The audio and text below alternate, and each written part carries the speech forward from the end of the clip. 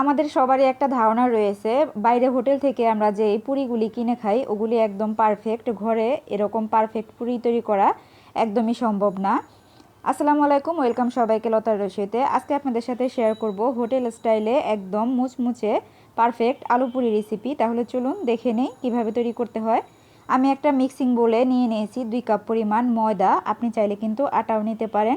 আর এখানে আমি নিয়ে নিয়েছি পরিমাণ মতো লবণ, আর সেই সাথে দিয়ে দিচ্ছি আমি 2 টেবিল চামচ পরিমাণ সয়াবিন তেল।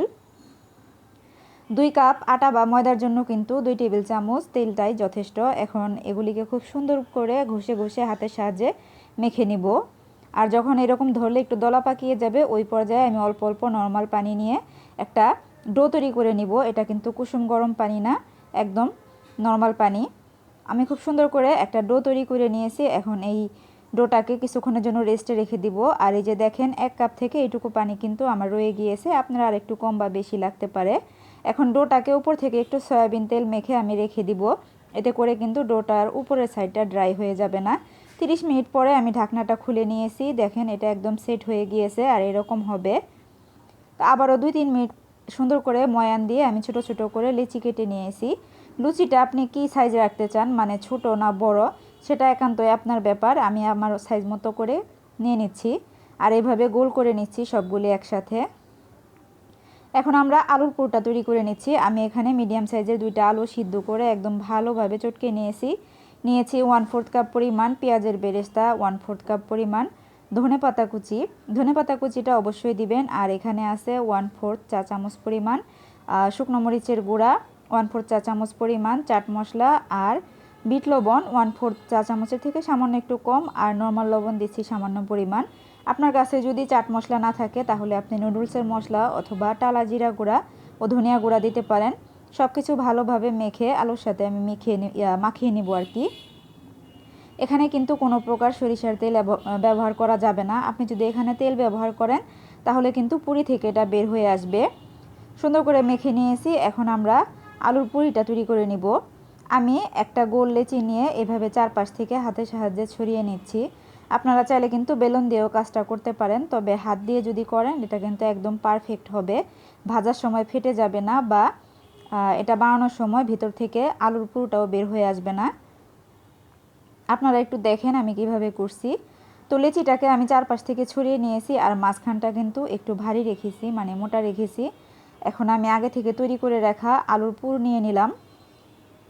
আমি এখানে 1 টেবিল চামচের থেকে একটু বেশি নিয়েছি, যেহেতু আমার পুরিগুলো একটু বড় সাইজের হবে। এখন চারপাশ থেকে টেনে আমি আটাগুলিকে সুন্দর করে লাগিয়ে দিচ্ছি আর কি, রুটিটাকে আর কি সুন্দর করে লাগিয়ে একদম চেপে চেপে আটকে দিচ্ছি। এই কাজটা খুব সুন্দরভাবে করবেন এবং আলতোভাবে করবেন, যাতে আলুর পুরটা না বের হয়ে আসে।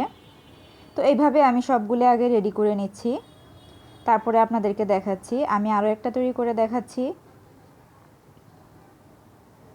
একসাথে যদি সবগুলি তৈরি করে নেন পরবর্তীতে কিন্তু আপনার পুরি তৈরি করতে বেশি সময় লাগবে না। তো সবগুলি আমার এরকম করে তৈরি করে নেওয়া হয়ে গিয়েছে।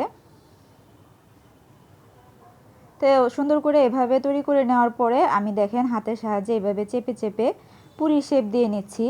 আপনারা যদি কেউ চান বেলুন দিয়েও কিন্তু বেলে নিতে পারেন, তবে অনেক সময় হয় কি অনেকে বেলুন দিয়ে বেলতে গেলে ভিতরের পুরটা বের হয়ে আসে কিংবা ফেটে যায়, ভেঙে যায়। সেক্ষেত্রে আপনি যদি হাত দিয়ে করেন একদম পারফেক্ট হবে।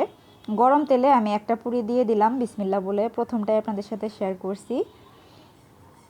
আর এটা কিন্তু ডুবো তেলে করতে হবে, একদম মিডিয়াম ফ্লেমে, হাই ফ্লেমে করতে যাবেন না। আর আমি উপরে একটু চামচের সাহায্যে তেল দিয়ে দিচ্ছি। এভাবে সুন্দর করে উপরে গরম তেলটা দিয়ে দিবেন, এতে করে কিন্তু পুরিটা তাড়াতাড়ি সুন্দর মতো ফুলকো হয়ে যাবে। স্ক্রিনে দেখতে পারছেন আমার পুরিটা কিন্তু ফুলা শুরু হয়ে গিয়েছে। এই তো দেখুন মাশাল্লাহ করে অনেক সুন্দর ফুলেছে। আর এই প্যানটাতে আমি পেঁয়াজের বেরেস্তা করেছিলাম, এই জন্য একটু পেঁয়াজ দেখতে পারছেন। তো এইভাবে আমি উল্টে পাল্টে মিডিয়াম ফ্লেমে সুন্দর করে সোনালি রং করে ভেজে নিয়েছি। একইভাবে সবগুলি পুরি আমি ভেজে নিয়েছি এবং গরম গরম সার্ভ করে দিয়েছি। দেখতেই পারছেন পুরিগুলি সবগুলি একদম ফুলকো হয়েছে। এই পুরিটা আপনি তৈরি করে রাখতে পারবেন অনেকক্ষণ, আর হোটেলের চাইতেও অনেক বেশি মজার হবে আর মুচমুচে থাকবে অনেকটা সময় ধরে। রেসিপি ভালো লাগলে আমার চ্যানেলটাকে সাবস্ক্রাইব করে দিবেন, আর সেই সাথে আমার পেজটাকে ফলো দিয়ে দিবেন। যদি একটু বেশি ভালো লাগে তাহলে শেয়ার করে দিতে পারেন ফ্রেন্ডস অ্যান্ড ফ্যামিলির সাথে। যারা অলরেডি কাজটা করেছেন সবাইকে অসংখ্য ধন্যবাদ। তো বাইরে থেকে আর না কিনে ঘরে কিন্তু এভাবে স্বাস্থ্যকর পরিবেশে তৈরি করে নিতে পারেন আর সবাই মিলে এনজয় করতে পারেন। সবাই ভালো থাকবেন। আল্লাহ হাফেজ।